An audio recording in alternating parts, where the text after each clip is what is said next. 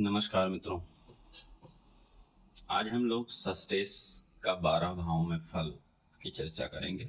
आज का इस ज्योतिषीय कार्यक्रम छठे घर के स्वामी को लेकर के है कि छठे घर के स्वामी अगर आपकी कुंडली में किस भाव में बैठ जाएं तो आपको धनी, निरोगी और शत्रुहंता बनाएंगे।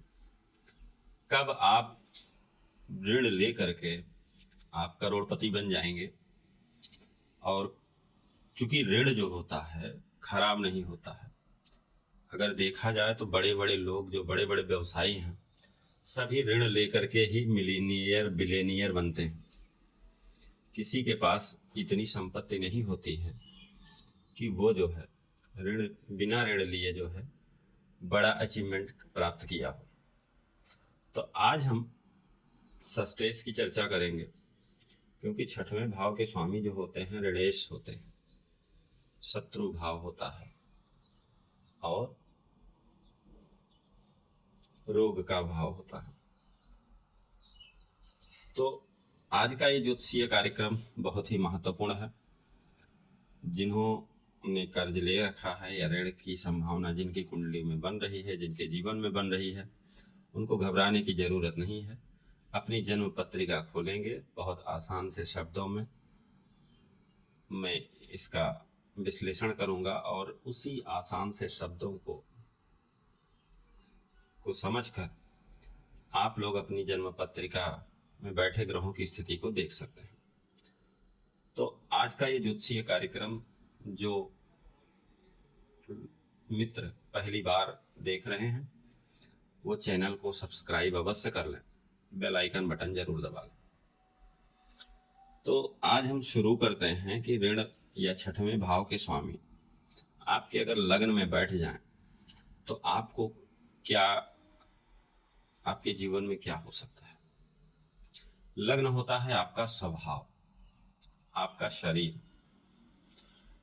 तो लग्न छठवें भाव के स्वामी अगर आपके लग्नेश के मित्र हैं तो आपको पराक्रमी बना देंगे, सूरवीर बना देंगे।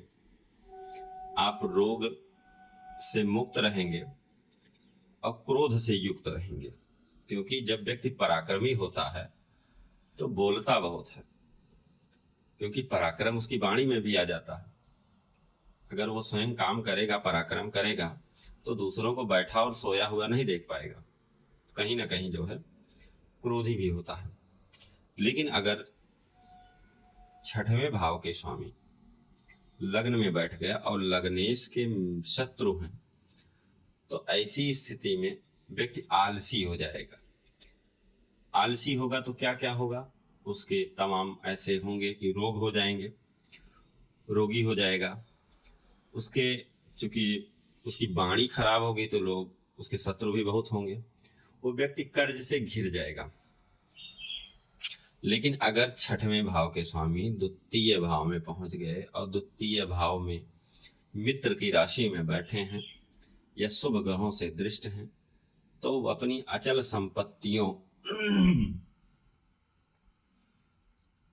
संपत्तियां तो मिलेंगी, लेकिन उसके लिए भी जो है अपने कुटुंबियों से उसको लड़ना पड़ता है। लेकिन अगर मित्र राशि ना हुई तो जो है वो स्थिति ऐसी बन जाती है कि अपने ऋण को चुकाने के लिए अपनी अचल संपत्ति तक को वो बेच देना पड़ता है। और द्वितीय भाव वाणी का होता है तो व्यक्ति की वाणी कटु हो जाती है, तीखा बोलने लगता है।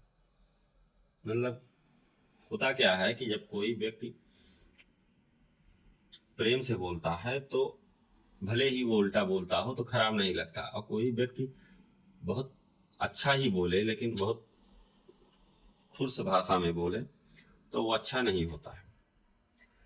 तो अगर छठवें भाव के स्वामी पराक्रम भाव में बैठ गए तो ये तो आपके लिए तो अच्छा होगा, पराक्रमी होंगे, लेकिन छोटे भाई बहनों को कष्ट होगा। ऋण लेगा और बुलंदी हासिल करेगा।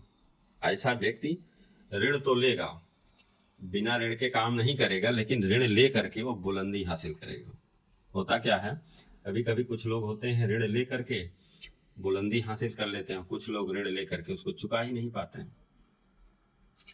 लेकिन अगर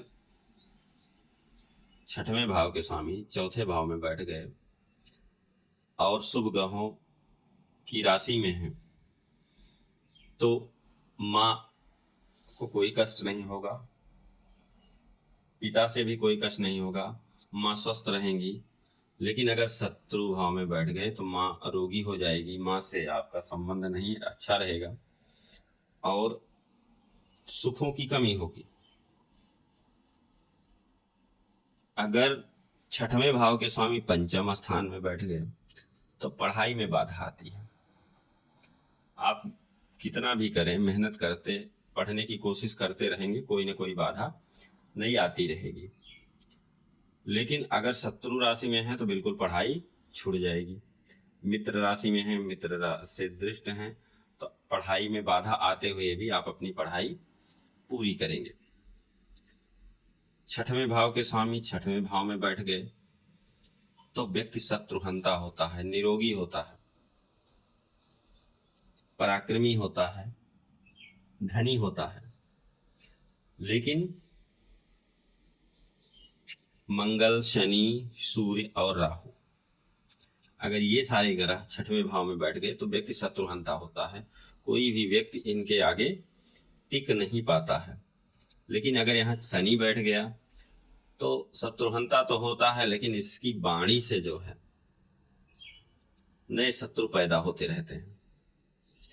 छठवें भाव के स्वामी सप्तम भाव में बैठ गए और शुभ ग्रह हैं, शुभ ग्रहों से दृष्ट हैं, शुभ ग्रहों की राशि में हैं, तो पत्नी से संबंध अच्छा रहेगा, व्यापार भी अच्छा चलेगा। लेकिन अगर शत्रु राशि में बैठ गया है तो पत्नी से मतभेद होंगे, व्यापार में समस्या होगी।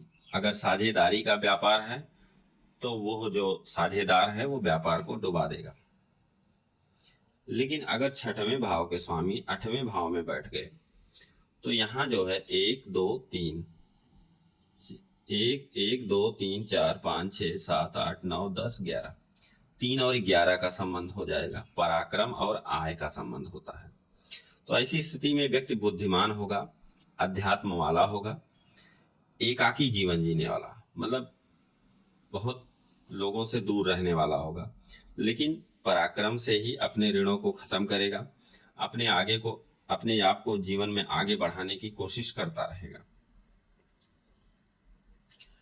लेकिन राहु की युति अगर हो गई, यहाँ शनि और राहु की युति, तो व्यक्ति दीर्घकालिक रोग से पीड़ित हो जाएगा।